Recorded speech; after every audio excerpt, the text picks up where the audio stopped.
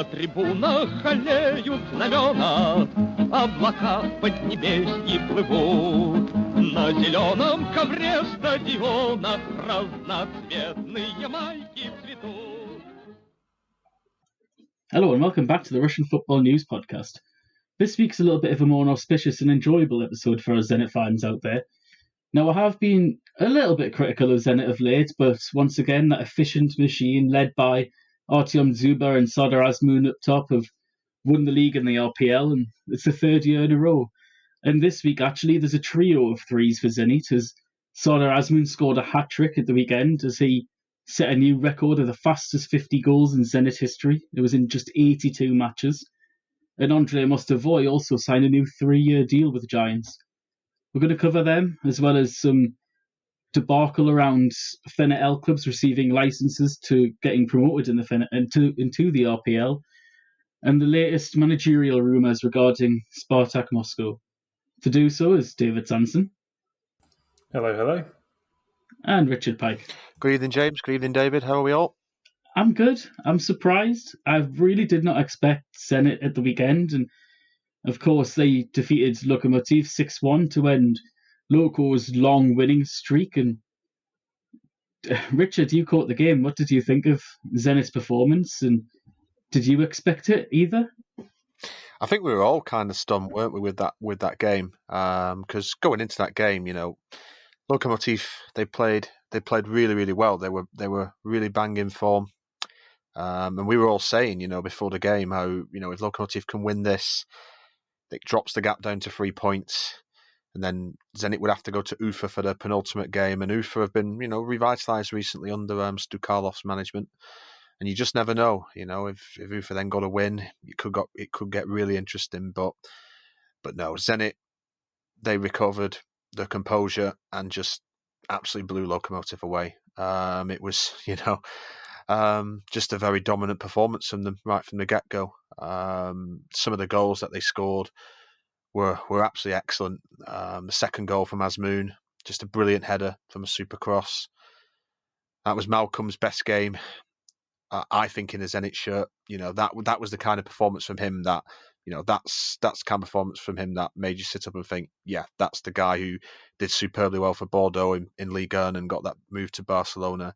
That's why Zenit paid the money for this guy. His cross for the fourth and Azmoun's second was exceptional too, and then he hit an absolute rocket into the back of the net for the sixth goal. Just a totally dominant performance from Zenit. Dzyuba led the line well. Azmoun, they worked so well as a pair, and yeah, just a totally dominant performance from Zenit. Hugely deserved victory. And they highlighted once again that even though they've probably not been quite at the same high standard as last year in the league, no one else can challenge them at the moment. They just are too good for the opposition at the moment, and it's up to the other teams to step up next year. So, that just, after a wobbly period post-Christmas, that kind of game just reasserted Zenit's superiority. They got on top early doors and just slammed the door shut on any potential challenge from Lokomotiv in the last couple of games. I think of late, that's really what's shown through with Zenit in the last 3 years is exactly that of showing their authority, of really stamping down upon the title. We've mentioned a couple of times that Spartak got close and bottled it, Siska got close and bottled it, and now Loko have. But there's one common denominator here, and it's not just the teams bottling it. It's that every single time somebody does get close, Zenit really turn it on. They have a squad and a backroom staff who are brimming with title experience, and not a single other team in Russia can say that right now.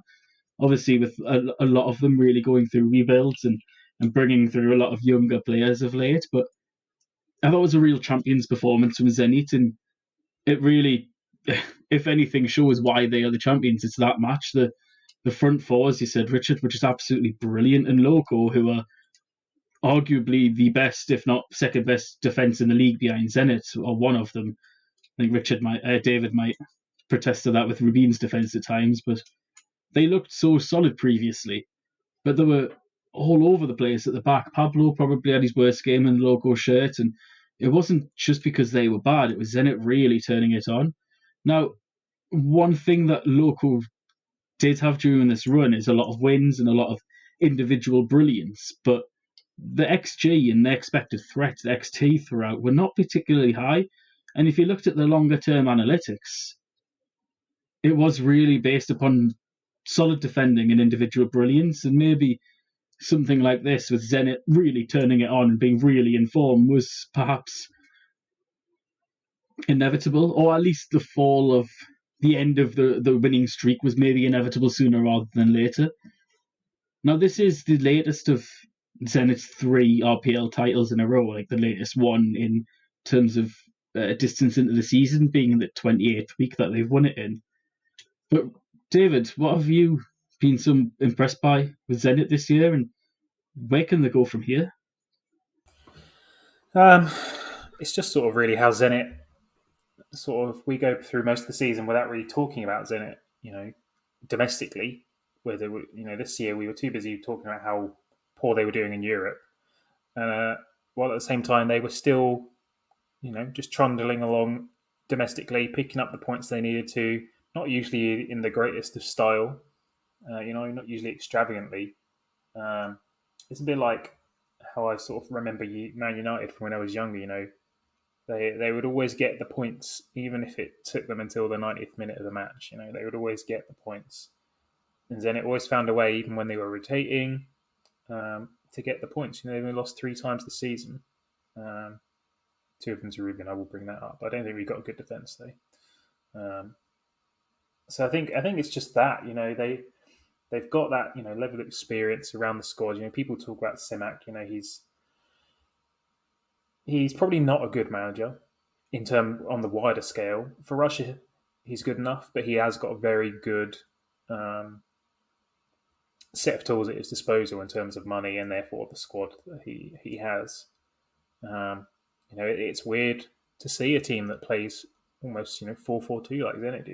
It's such an uncommon formation in the current game, but obviously they make it work. And it was really like an exhibition match on the weekend. They absolutely looked dominant.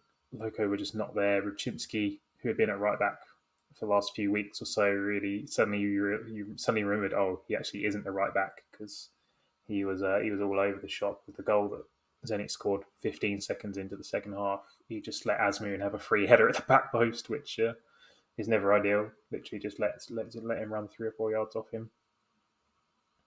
On the assumption that the limit's not changing, we've not heard anything. We look to next season, we think, right, well, Zenit that squad is going to stay probably largely the same. The Russian core is probably going to stay the same. Let's be honest. You wouldn't expect many of the Russian players to leave. We might see Azmoun go. We may see Driussi go. They're both. Azmoun has had plenty of rumours throughout his career, but obviously a lot in the last year. He's only got a year left on his contract, so is Driussi, I'm pretty sure. Driussi also talked about going. So they'd be 2 big players to replace. I think Malcolm's pretty happy out there with the other Brazilians in the squad. Wendell's been a great signing. So they'll probably have at least 2 foreigner spots there to fill. But also they need to get a defender. They have to sign a centre back this summer. You would expect them to probably try and pick up Chistyakov permanently. He's not played all that often, but he's been a decent backup and rotating. He played on the weekend, fill in the gaps. But next week, let's just assume they're going to rotate. Rakitsky's suspended, so it's going to be Chistyakov and probably Khotulev, the youngster who's not made a start for the first team yet, who are going to play. Prokin might come back and come in the squad next year, having had his bit of experience at Sochi. On the assumption Sochi qualified for Europe, I'd be almost tempted to give him another season there, get him alone, another full season of playing, some experience in Europe. That would be handy. But Zenit may well need him. So it's going to be a big summer. If the squad doesn't change, they're going to be competitive for the league. But if they lose those 2 players, Azmoun and Driussi, they've got some big replacements to have to do. In addition to having to really, if they want to up their game in Europe, they have to bring in a better centre half and probably a goalkeeper as well. with the limit changing, they're going to be tight to do that. So that's sort of what I'm looking forward to seeing what they do. That's all they really have to do in the summer is manage their squad. Don't let things happen late. Don't let Azmoun move on deadline day. If you're going to let him go early so you can get a replacement in. Taking that cog, potentially two cogs out of that front four that we've talked about already. It's going to be big. They've got such a good rapport, him and Zuba. It's going to be tough to do. So I think it's probably the one of the most important summers they've had in quite a while. To see how they're going to manage the situation they've got in their hands. But ultimately, we expect to see them up there and challenging again just because of the funds they've got available. I think that's all I want to say. Yeah, of course, Tracy and Azmoun are both out of contract at the end of next season, so they will only have 1 year left. So if Zenit are really to try and get the best bang for the buck, it's now that they need to sell them or sign them down to new deals. And to be honest, I can't really imagine either doing that. Tracy will be off. It's not like he's exactly a first-team regular at Zenit anyway. He's off for me no matter what. Azmoun, they could tempt to stay, obviously with his record of how long he's been in Russia, but with the links, the moves he's potentially linked to, I think he'll be silly not to make that move to a higher level. My worry about Zenit of where do they go from here? Zenit's defence definitely needs to be improved. And you had Vladimir Fedotov, Sochi boss, just to say and mention in the press that he thinks he'll need 2 squads for Sochi next season if they get into Europe, one for domestic. And Zenit have already proven that is the best way forwards.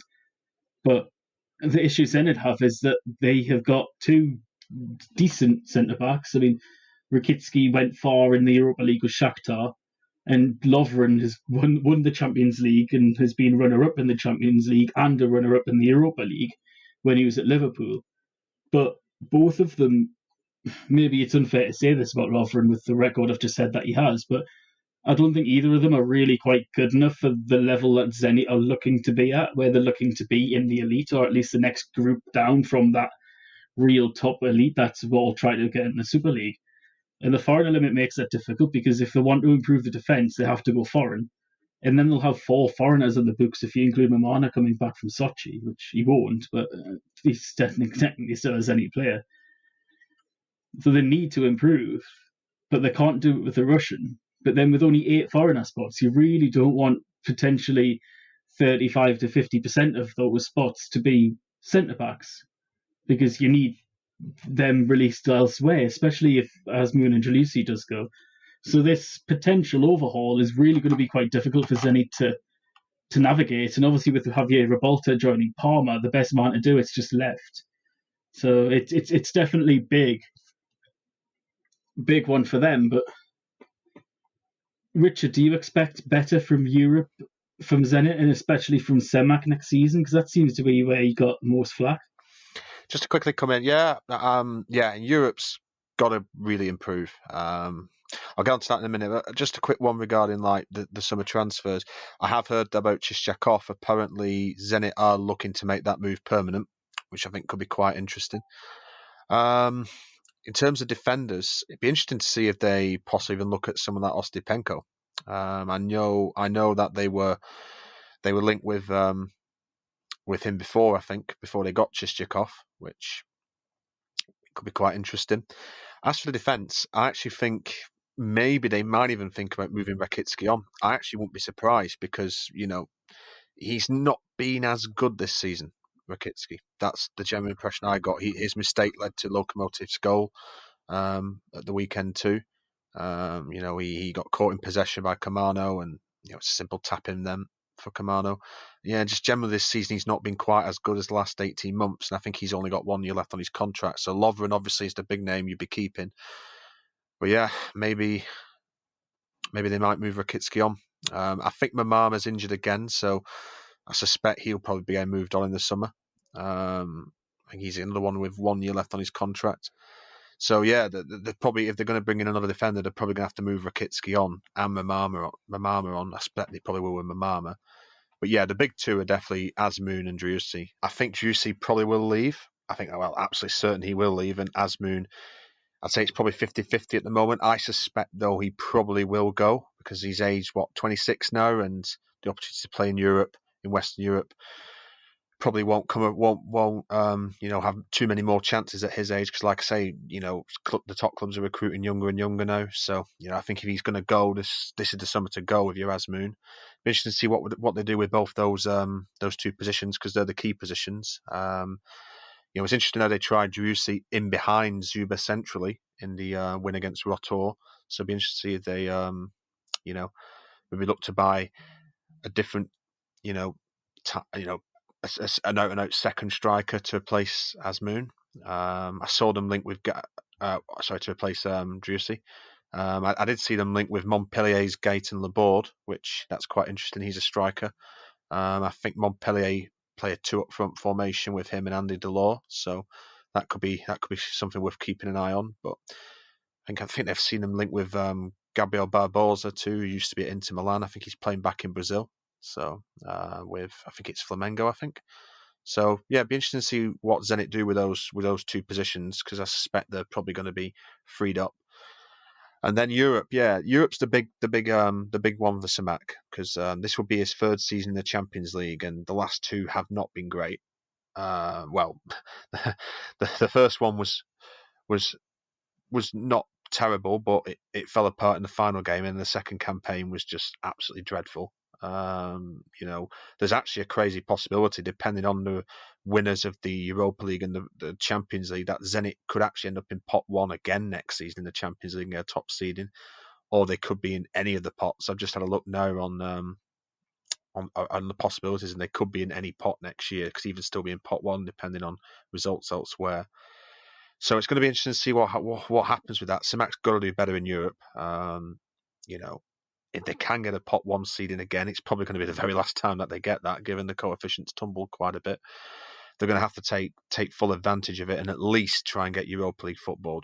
They've just got to pray they get a decent draw and just pray that they improve their performances in Europe. I think Zenit have got the players to do it, but this next season's going to be big for Samak because we've seen how he can dominate domestically, but Europe he's come short, and there's got to be an improvement. There's got to be an improvement next season in Europe. So recruitment will be absolutely massive this summer. And Samak's also got to take it on to himself to improve tactically in Europe. So it's going to be an interesting summer ahead, I think. I think where Zenit are at right now is they're almost turning into what Celtic were in Scotland a few years ago, where domestic success was all but nailed on. Maybe not to the extent it is over there. And all improvements they made were really looking towards improving in Europe. I'm not sure if that's really going to happen due to the issues, as we mentioned, regarding the structure and finances and everything around the RPL away from Zenit's own successful machine. But this is a podcast to celebrate Zenit and what they've done this season and what they've done in the last 3 seasons, really, because they've just been such an efficient and at times brilliant machine, so well oiled, and we keep harkening back to their efficiency and how solid they are, but at times the individual quality is just second to none, especially the Zuba goal, the first one at the weekend, perhaps maybe shouldn't have stood with the VAR debacle for the challenge on Rebush, but the finish was just unbelievable to chip it like that on his weaker foot from the distance first time. Just the class is throughout the squad as well, and Semak actually has the 5th highest points per game of any Zenit manager in the RPL, so he's pretty damn good, really. And anyway, we're going to move on now to the champions of the RPL, to the champions of the FNL, in Krylia Sovietov first, as Krylia, as things stand, currently will not be promoted into the Premier League, as Krylia, along with five of the top 6, including Torpedo, Neftakimik, Alania, Baltika, and Orenburg, have all been denied licenses to appear in the RPL. Now, each one is for differing issues, and some of which have the clubs at the time were not actually made aware of the issues from the initial statement, and they can, until the 12th, appeal to any decision and prove otherwise. Now, it has came out afterwards that Crilliers is in particular regarding financial debts and the lack of payment of these debts, and their general director Yevgeny Kalakutsky did comment on the situation just earlier on today, in that he said the procedure for licensing professional clubs by the RFU has undergone changes. The requirements for all criteria have become more stringent. As you know, this affected not only our club, but of course everyone's problems are different. Crillier has the comments on financial criteria, and they are clear now to us, and we are working upon rectifying them. In the next 2 days, we'll prepare documents and send them to the RFU. There are problems, but I'm sure that everything will be fine.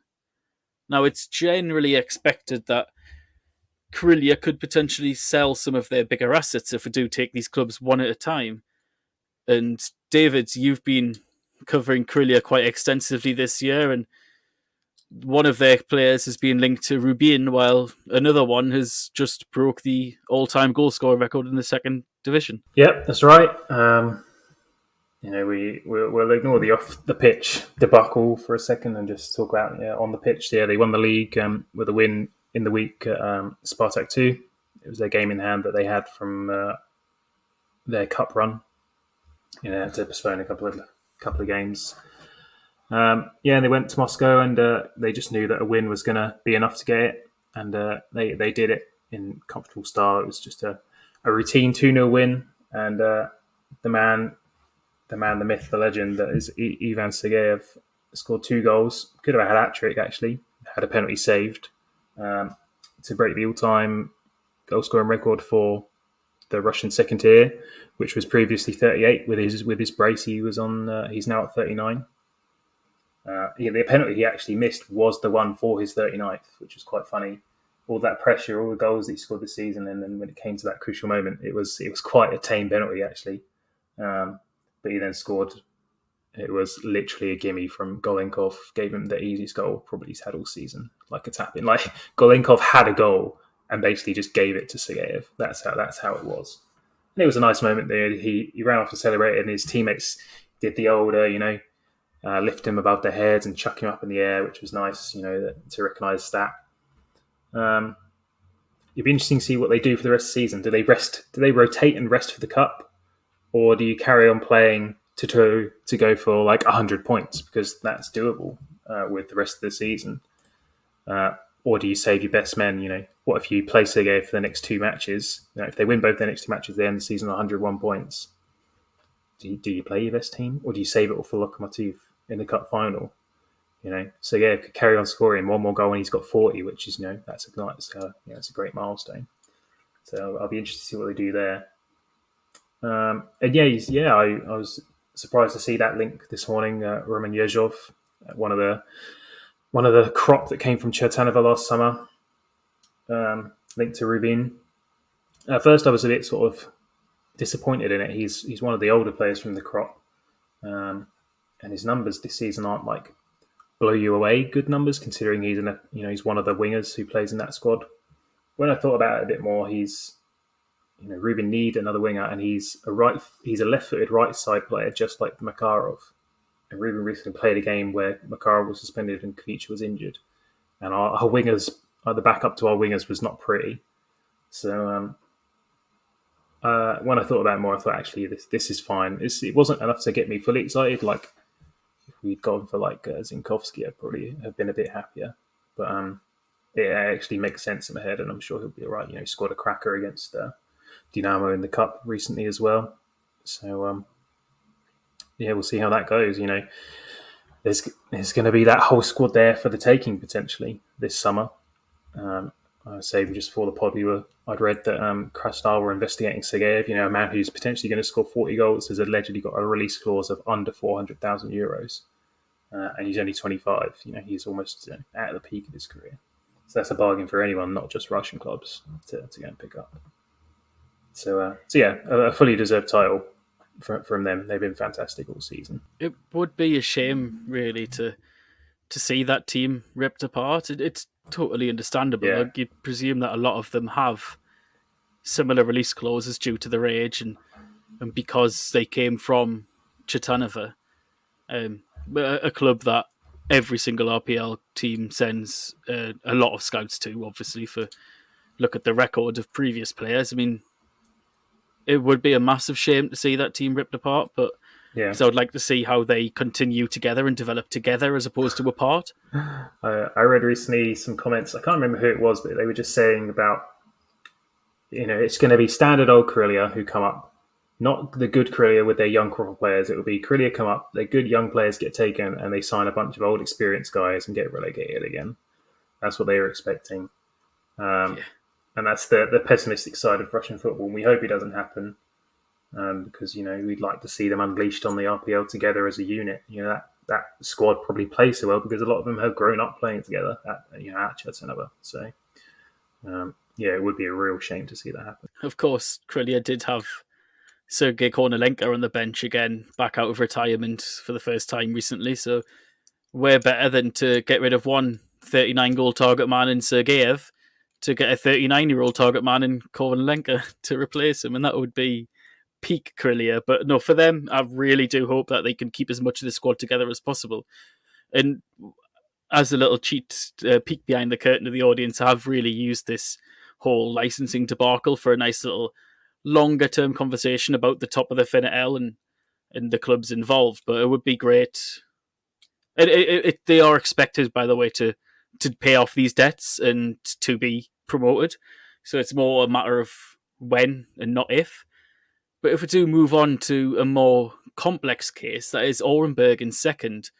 And of course, Orenburg have been based in the Gazovic Stadium for quite some time now. It is in the centre of Orenburg, and the issue emanating Orenburg's denial is that the Gazovic itself only actually holds 7,500 attendees, not the minimum of 10,000. And Orenburg's president, Vasily Elomyakin, has announced that there will be a reconstruction of the Gazovic Stadium in order to be licensed to participate. He's mentioned that the situation has created discomfort for some time. We've got a fairly new stadium, which we did actually reconstruct in 2016 when we then entered the RPL. But by the end of May, the contractor must issue a finished project, and in June we will begin reconstruction to bring the number of people in the ground to 10,000. So they have actively promised the RFU, to paraphrase the rest of the quote, they have actively promised the RFU to work towards that, and they aren't just saying that this will happen. It's very much like SKA Khabarovsk, who didn't have their stadium ready for the start of their season, but was it Yense, who didn't have their stadium ready for the start of their season, but did then move back into their stadium once it was ready. Of course, the big issue regarding stadium relocation is that a new rule for registering, and as the Corellia director Kalakutsky mentioned, it has been made more stringent. One of those rules was that after the Tambov debacle, clubs are no longer allowed to play in other cities. So Orenburg would want to play in Orenburg, but have to extend their stadium, and it has been quite a long and drawn out process because if you go to Orenburg and go to the Gazovic, it's like a blink and you'll miss it stadium because it's very small in the middle of quite a nice leafy neighbourhood, and it's literally, as a Western European audience would know, it looks like an IKEA, just blue corrugated steel outside, and it's quite small, and there's really not a lot of area where they can actually develop it, but they have promised to do so. So with Orenburg, it is a inevitability, hopefully, that they will, because of this promise, if they can prove to the RPL that they will follow through on that. The team who finish are currently third in the FNL, though, Nizhny Novgorod, have actually been granted an RPL license as things stand. So, Richard, are you particularly surprised about Nizhny being granted a license, considering they were, of course, a World Cup host city? I mean, the stadium at Nizhny, I think they were always going to pass. I think, I think that facility is an RPL standard facility. It's a lovely ground on the out. It's beautiful on the outside, and it was. I think that stadium was always going to pass the licensing criteria. I mean, I'd like Nizhny to go up based on performances on the pitch. Don't get me wrong. I wanted to see someone like Nizhny or Baltica in the RPL this season. I'm happy Akrilia have gone back up, and to expand on the Akrilia thing, I think these are situations which they should sort out. I can't imagine this is something that will take too long to sort out. It's probably just small things, and I'm sure Akrilia, they seem pretty confident, so I'm pretty sure that will get sorted out. I mean, the Orenburg thing it's an interesting one, isn't it? Because that stadium's obviously been used in the RPL before, and 10,000 seats. I mean, my personal opinion on this is that so long as the ground is of a moderate size, as long as it's modern, then to me it should be allowed in. I mean, Orenburg's ground, you're right in the way you describe it, James. It is sort of, an interesting. It almost looks like something that you'd flat pack and put together from IKEA or something, but it is still a stadium, and it's relatively modern, and it's just about the right size for a club like Orenburg. Do they really want to be building just too big a stadium? It's an interesting one. I mean, I personally think that ground is fine, but obviously, if they have certain criteria it has to be met, then so be it. It is, to me, a little bit harsh, but at the end of the day, if that's what has to happen, so be it.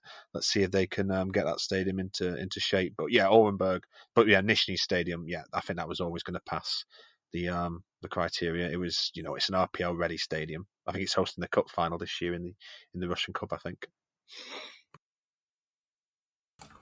I was just thinking more about the stadium situation. Obviously, there's no advantage being given to Nizhny because Baltica obviously also have a World Cup stadium, and they've been rejected on other grounds. So you can sort of see that there's, at the very least, we can rule out World Cup bias because also Akrilia have a World Cup stadium. So they've only accepted one out of the three. The point that I was thinking of there while you were both chatting was, they've put a limit on, right, which is, it seemingly is 10,000 seats. The RPL want 10,000, and I can sort of see why they're doing it, purely because the RPL or the RFU obviously wants Russian football to grow, and I'm imagining they're thinking, right, if teams are going to come up, we want to grow the league, we want to get more fans, if we want a good impression to fans around the world. Admittedly, when I think back to my early days of watching football at Amcar or Tom Score, wherever, when those a lot of them are, let's just say, dreadful, like bowls, Soviet-style stadiums. They have their shine, but to a growing football game, to a, let's just say, young audience, because football is ultimately aimed at a younger audience for the most part. They're like the kind of stadiums that people are going to want to go to. Now, Orenburg's obviously is a new one, which is harsh, and obviously they're going to have to expand it, and they're in a tight area. But ultimately, if that's, I sort of put that a little bit on Orenburg. If that was a club who had ambitions, don't build your stadium in a place where there's no potential growth. They've self-limited themselves.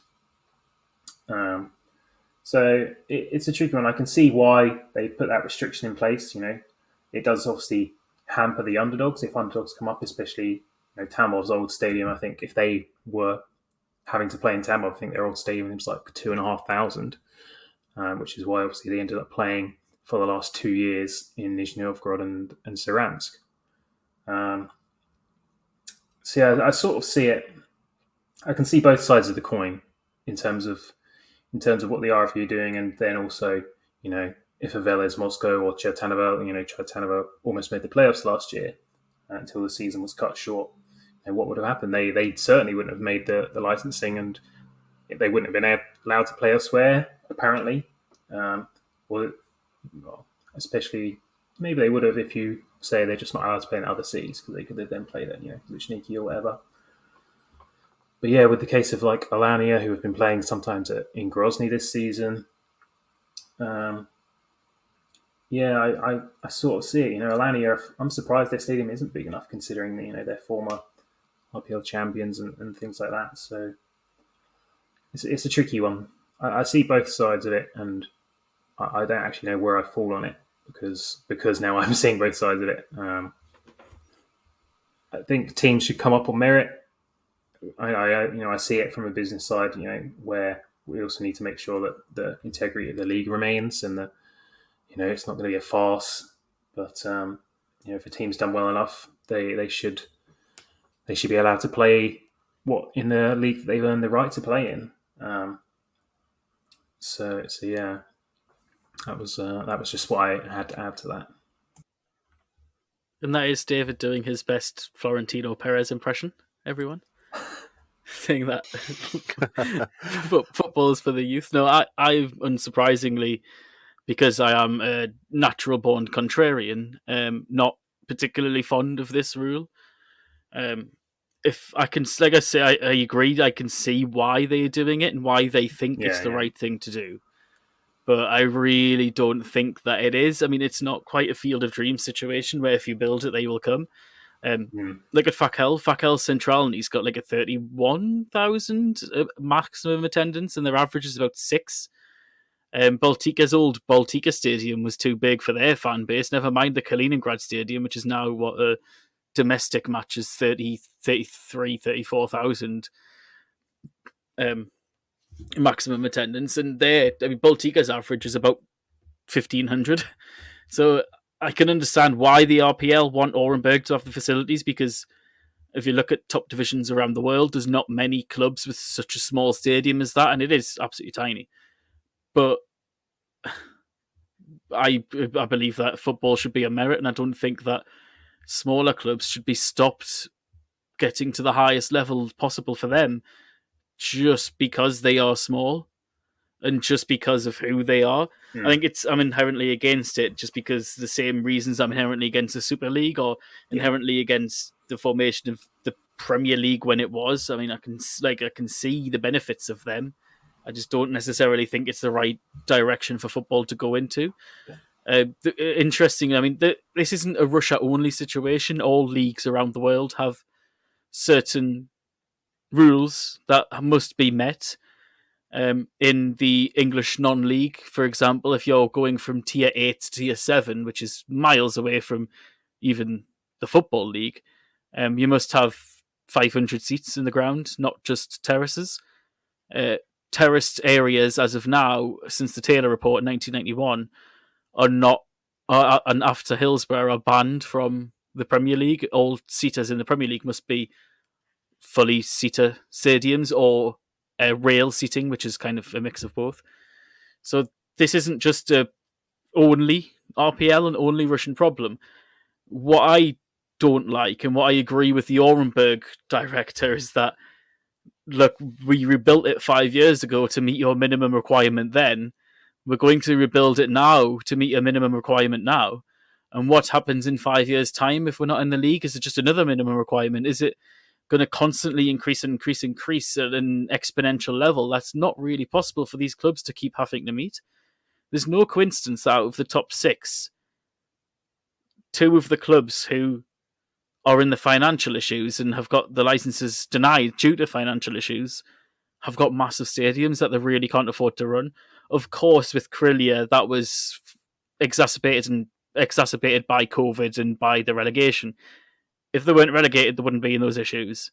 If it wasn't for COVID and the inability to get fans in, because Krylia do have a pretty damn good average attendance on history, they wouldn't be in that situation. So it's a bit unfair to compare them to Orenburg and Baltika, but that's what the RPL is doing. They have one set bar for all of these clubs that all of these clubs must meet. It needs to be more means tested, and it needs to be fairer against smaller teams, because they're judging Orenburg, who are subsidiary of Gazprom as well, to Zenit, the subsidiary of Gazprom, and the two sides are incomparable. Let Orenburg have their small stadium. Let them have the potential fairy tale. They were top of the league at one point when they were last in the RPL. and during the last run, look at Rostov, one of the greatest stories of the RPL in recent years, playing out of the 7,500 attendance Olymp 2, almost winning the league. Literally, Igor Akinfeev wonder save away from winning the league. So I totally sympathise with the RFU and the RPL and what they're trying to do in terms of a more sustainable future for Russian football. I just don't necessarily agree with the methods of how they are doing it. Richard, I don't know what your thoughts are and general thoughts on this. Yeah, I'd say I'll take on board a lot of points what you guys have just said there. I just want to jump in on some of the other clubs in this whole situation as well. I think Alanya are currently in the process of modernising their stadium, which, I've seen some building work. I think I watched the FNL game between them and Krylia recently. I saw I think it was some construction vehicles in and around the ground. So I think they are trying to modernise their facility. Obviously, they probably don't expect promotion this season. Obviously, to get into the promotion playoffs would be a bonus for them. But, I can understand why.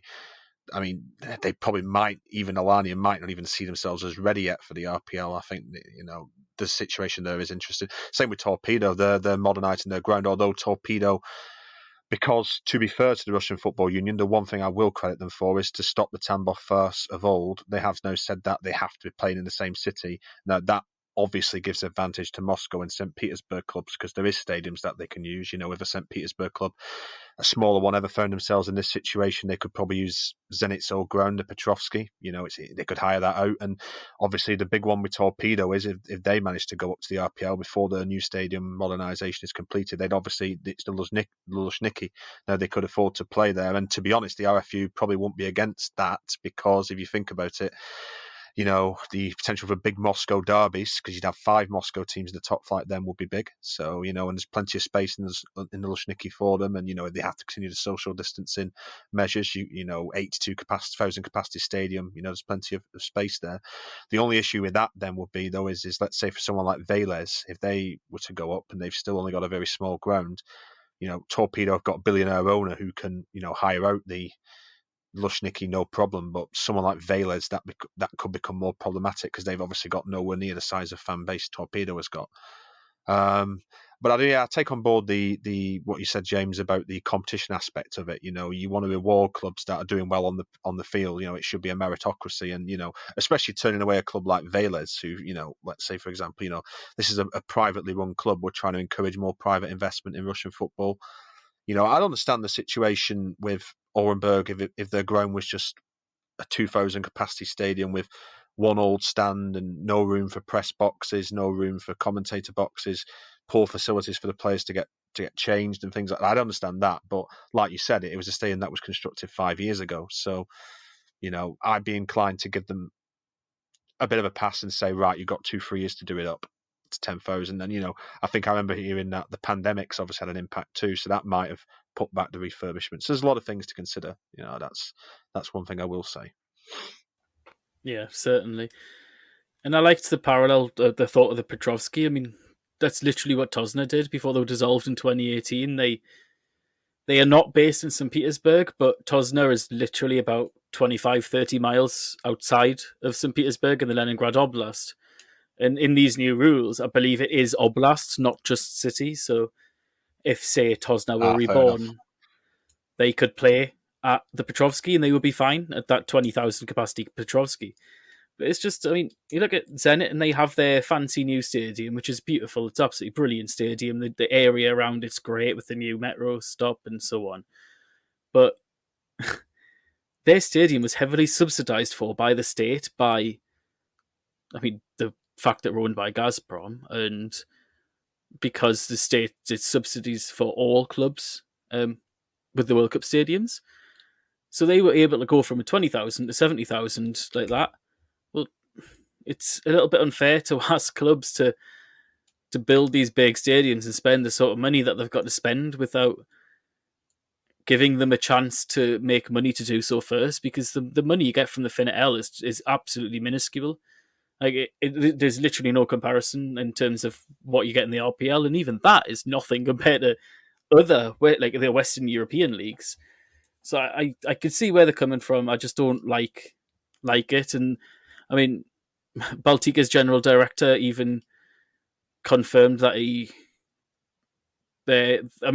actually confirmed that their Baltika's issue was a financial issue and that they will need to stum up the certain requirements to be able to play in the RPL. But he did go on to say that he didn't like having to meet these requirements. But these financial issues, I think, on the other hand, are sensible.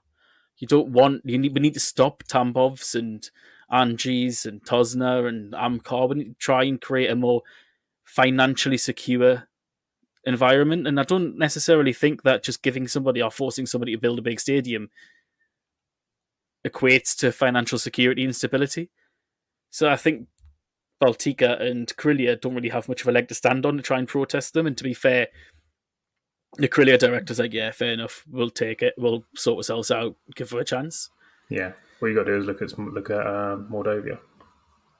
Yeah, so the going down the right lines. We do need to promote stability in the leagues and especially in the FNL right now. But there's other ways that can go around doing that rather than forcing teams to have a bigger stadium. I mean, restructuring it for the start and not having it the size of the biggest country in the world for these clubs to try and deal with. But that's a whole other one. And we'll quickly finish off on a little bit of an analysis of Spartak and a potential managerial replacement. Of course, as we all know, Dominika Tedesco is still set to leave the club at the end of the season. And it has been reported heavily in both the Portuguese and the Russian press that Rui Vitoria is one of the favourites to take over. Now, Vitoria is a former manager of Al Nassr. He's a 51-year-old, born in Portugal, and is most famous for managing Benfica from 2015 to 19. During this period, he won 7 major trophies, including 2 consecutive league titles, and defeated Zenit twice, most importantly, in Europe. He was sacked in January 2019 after a string of poor results, and then obviously, as I mentioned, went on to manage Al Nassr in Saudi Arabia. He's currently unattached, and he's been linked to the job along with Leonardo Jardim, Jindřich Trpkovský, the current Slavia manager, Rudi Garcia, and Paulo Fonseca, all big names that I'm sure we're all aware of. But we understand that Vitoria is the current frontrunner and favourite to get the job. So, Richard, you follow European football and especially Iberian football quite a lot. So what's your thoughts on Vitoria potentially moving to Spartak? It's an interesting one, isn't it? Because we've obviously seen a number of names linked in the press with the job recently. You know, I think names like Rudi Garcia has been mentioned, and Leonardo Jardim. That's just 2 names. Jindřich Trpkovský, the Slavia Prague manager, he's another name who has been mentioned. Vitoria is an interesting one. I've dug a little bit deeper into his career, and pre-Benfica, he won Vitoria SC or Vitoria Guimarães. He won the first ever Portuguese Cup before taking the job at Benfica. So we obviously had a bit of pedigree before that. He got to the quarterfinals of the Champions League in 2015-16, beating, as you said, James. They beat Zenit that season in the round of 16. For I think Bayern Munich knocked them out, but he only lost 3-2 on aggregate to Bayern. So that's not a bad. I think that was Pep's Bayern as well. That was Guardiola's Bayern. So that's a decent enough set of results. I think he got to the last 16 once again. I think it was in 2016-17, the following year. Admittedly, the 2017-18 season for Benfica wasn't great in Europe. They lost all their games in Europe that year.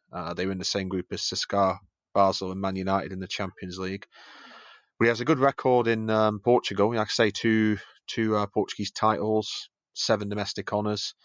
Looked like it all went a bit sour at the end of his time at Benfica. But yeah, I mean, do I think Spartak? I mean, if they do go ahead with these reports, and Vitoria as the front runner for the job does eventually end up getting the job, could Spartak have done better? Probably yes. I probably would say they could have done better. Yes, I would have quite liked to have seen them probably push the boat out for someone like a Peter Bosz, who was recently let go by Leverkusen. Maybe even someone like maybe even see if if Lucien Favre would have been interested, because I think that would have been a very good appointment. But to be fair to Vitoria, there were some names like Forsten Fink who were being touted around for the Spartak job, who I definitely think Vitoria is an improvement on that. Like you said, James, he's managed in Saudi Arabia before, and that's got a foreign limit. Obviously, I don't watch any Saudi football or any Asian football, so I couldn't compare what standard that actually is. But at least he's got experience of working in a league with foreign player restrictions, so that could help. We'll have to wait and see what happens. Will he maybe try and move for some? Maybe have a look at the Portuguese market for Spartak for some players. I'm intrigued. To see where this will go, because Benfica, he did a relatively decent job there. You would say. It obviously went a bit sour at the end, but how many managers tend to stay in jobs more than 4 years nowadays? It's a much shorter shelf life than what it used to be. So yeah, sort of in the middle with this one. It could have been better, but it could have been worse. So be interesting to see how it goes. He can get results against Zenit. That's one thing Spartak definitely need. Yeah, certainly. That's one of the big bogey teams of late. Now, Vitoria did take over from Jorge Jesus, who controversially moved to their big rival Sporting Lisbon, and Jesus is a bit of a tactician, really, and highly successful at Benfica. I mean, he won the league 3 times, got them to the Europa League final twice, and Vitoria himself was really less so of a tactician, followed on, but he really did focus upon youth. And during his time at Benfica, Renato Sanchez, Ederson, Nelson Semedo, and Victor Lindelof were all sold to profit under him. Now, he didn't necessarily give them all his debuts, but they were regulars under his stewardship and sold for good profit, which is something that all clubs really, and all club owners in particular, really like to see in a manager. Now, on the pitch, I think he would be potentially a good fit. He's general preferred tactics are 4-4-2 or a 4-3-3 later on, but it's more so focused upon development and progression out wide, and really basing upon setting up a very solid defensive structure first. Now, Tedesco was kind of the opposite of that, and I think a solid defensive structure is something that would really do Spartak well on the pitch. But off the pitch, I'm really not convinced he's the sort of man that Spartak need. If you look, there's no coincidence that during Spartak's history, even in the 90s when they were so dominant, the person in charge has been very charismatic and somebody who can bring the disparate sets of fans all kind of pulling in one direction. Carrera was like that. Tedesco, to an extent, is like that. He hasn't seen a similar sort of success, but he has that charisma that you would think that he would fit well in that job. And of course, the Staritsan brothers, all like that, and the greatest manager of Spartak's history, Oleg Romantsev, is exceedingly charismatic, but very dry and droll in nature. Wasn't quite like Tedesco, where he's very enigmatic, but he was very passionate, and his players adored playing for him, despite him being a little bit of a general in terms of his strictness. But Vitoria is quite played and unassuming. He's really the opposite of this. So off the pitch, I'm not quite sure about it. On the pitch, I think it could be a sensible decision. But as you said, Richard, I think this ability to work with a foreign element could be quite crucial. Saudi Arabian League has a strict 7 foreigners per team, which is even stricter than ours, which is crazy. But there is, of course, a massive difference between the AFC Champions League and the Saudi level compared to where the RPL is right now to the UCL, which is the most difficult part of balancing any foreign element in my eyes. David, what do you think? Do you think there's potentially better options out there, or is this maybe a bit of a safe move for what is a crazy and anything but safe club right now? I mean, I don't know a great deal about Vitoria. What I will say is there's no safe move when it comes to bringing a foreign manager to Russia.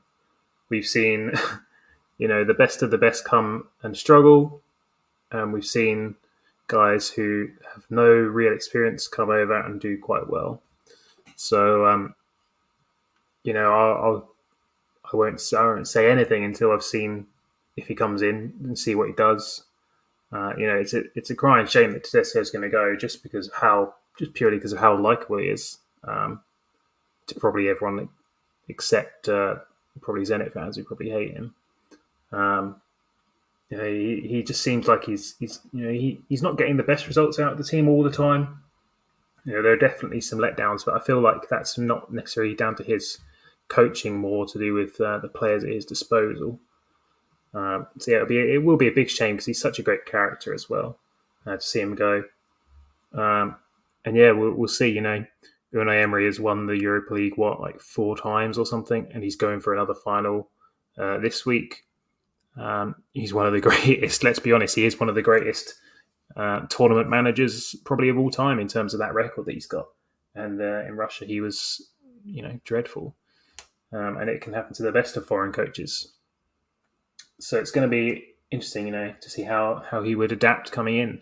And I wonder if foreign managers over the years have all been scared off because of the ownership structure at Spartak. No foreign manager seems to last very long there, let's be honest. Even the ones who do well. So, we'll see how he gets on if it's him that comes in. But I think it'll be a tough adaptation period for probably a guy who, it's going to be a big culture shock for him. I think that's really the crucial part of this is no matter if it's a highly successful foreign manager, a relatively new club legend in, say, an Olic type, or somebody who's been very successful domestically like Semak, or a massive name abroad who has never really been abroad. It could be anything. It could be anyone who's very good to very bad, very Russian to not very Russian at all. And right now at Spartak, they'll probably struggle. I mean, Tedesco's got a very good reaction from some of his players this season. Started off incredibly well, especially where they were at a year to 18 months ago under Kononov. But at the end of the day, this is a club which is batshit crazy and ran by an oil magnate who doesn't have a clue what he's doing and hasn't had a clue what he's been doing for the last 10 to 15 years, and an Instagram star. There's not really many other people with any real autonomy in that club. Gazizov going there and getting shipped out within a year just shows what Spartak is right now. And maybe this sort of unassuming and quite standoffish but steadfast character is a good thing for the club in terms of the roller coaster that Spartak is this season. They're sometimes unbelievable and unbeatable, and at other times look like they've never played together. So maybe a boring guy is just what Spartak needs, but what Spartak really needs is Fedun to go. And the sooner, the better, to be frank. But anyway, we've came to the end of this week's podcast. We'll be returning the same time next week with a little bit more of a regularly structured pod. It was a little bit different this week. We'll try to make it a little bit more topical due to the series of events that took place in the week. And we've got 2 game weeks left of the RPL. And as usual, we'll be rounding off the season with our team of the season. So get ready for that one. But this has been the Russian Football News Podcast. Goodbye for now. Идет футбольный матч, летит над полем мяч. Веди его, беги, точнее его ударь. Но мяч берет ноги решительный вратарь. Не напрасно футбольное поле самых ловких и смелых влечет. Здесь нужны тренировка и воля, быстрота, увлечение, расчет.